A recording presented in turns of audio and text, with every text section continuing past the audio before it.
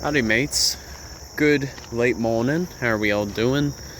It is Thursday, September 7th, 2023, and you could say at the moment I am in the process of broadening my horizons, as it were.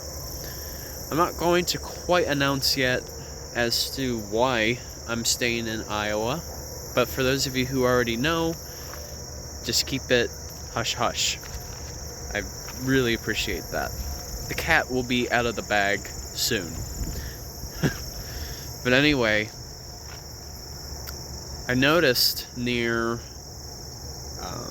Davenport, Iowa, which is actually situated not too far from the Mississippi River, we've got this place. This is known as the Nahant Marsh. I believe that's how it's pronounced.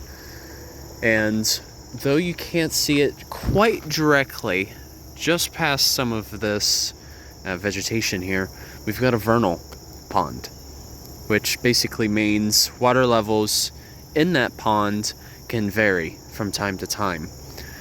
And I know oftentimes the term lakes and ponds can be used quite interchangeably, but the difference is between the two is, well, something to know right off the bat of the differences is the depth. So typically with real lakes, the depth is much higher. In other words, it's a deeper water body, even to the point of where light can no longer penetrate. And they're usually, whereas a pond, on the other hand, they're usually quite a bit smaller, too, in terms of its square mileage, and they're a lot shallower. So that means light can usually penetrate through the water to the bottom. Great difference right there. And usually with ponds, as I mentioned, usually water levels tend to vary a bit more, depending on the particular climate. But in essence, we're at what is known in this particular community, we're in a bottomland hardwoods. So really with bottomland hardwoods is the elevation is a little lower, so we're kind of like in a basin, and essentially this is like one big retention area for flooding. So in essence, whenever there's a lot of rain going on, this can be like a reservoir, what I'm standing in right now. So that way, especially as it gets into the cities, there won't be as much flooding, because Iowa has had a known history for experiencing flooding as a natural disaster. And so keeping these is very crucial. And for another, they're a great migratory rest haven for a bunch of our migratory birds. Some of them you would even see down in Florida.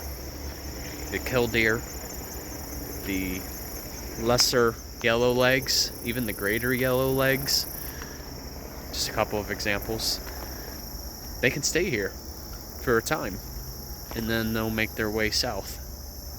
And actually, speaking of such, we have reached a period where a lot of species of birds are going to start migrating towards the south.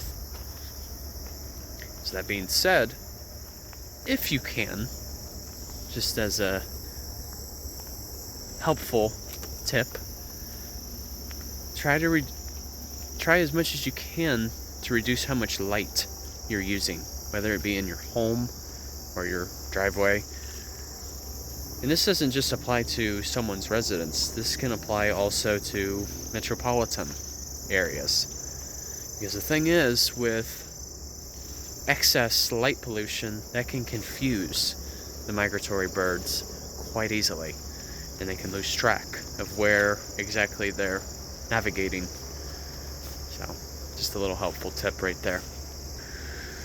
But anyway, we're about to exit the bottom land hardwoods, but usually you'll see combinations of maple, oak, cottonwood, sometimes even if you might be lucky, bald cypress, and even catalpa.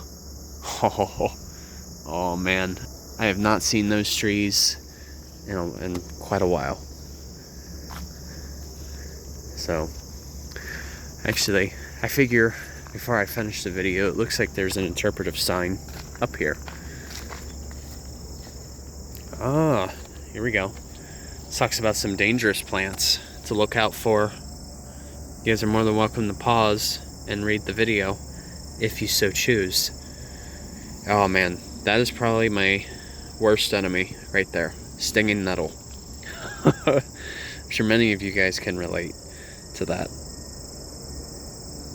Well, anyway, have a good one, you guys. Take care, and of course, the journey on a journey is onwards. Take care, folks.